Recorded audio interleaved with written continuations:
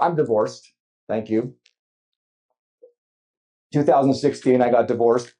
By 2017, a year later, I started dating again.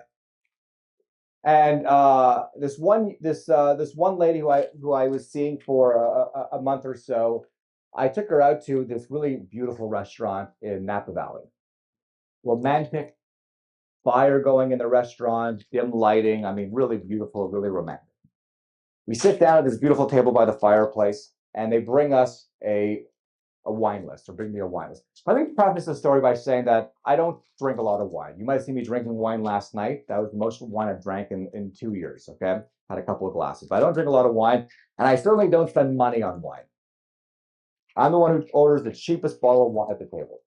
So this waiter with this Napa Valley wine country in this restaurant, they bring me this wine list. It was not a list. It was more like they just handed me the Dead Sea Scrolls or something. It was like this leather-bound book. It weighed 40 pounds. It took 2 hands to hold. I opened up the first page of the scroll that they gave me, and the first bottle of wine I saw was $18,000. $18,000 for a bottle of wine. I immediately went into fight or flight.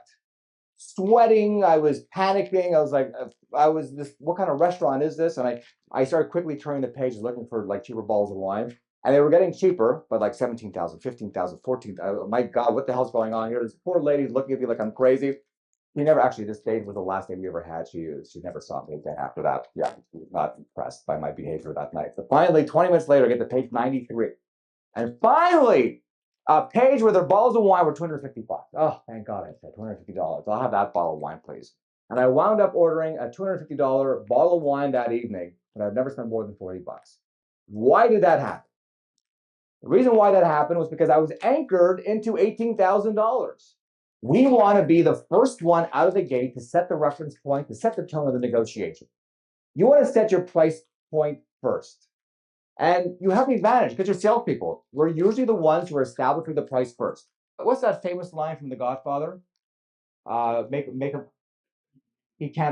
offer he can't refuse. Well, when it comes to negotiation, that's not really true. The truth is, you want to make them an offer that they must refuse. So the reason why you pad your pricing and set higher targets is because you want your buyer to refuse.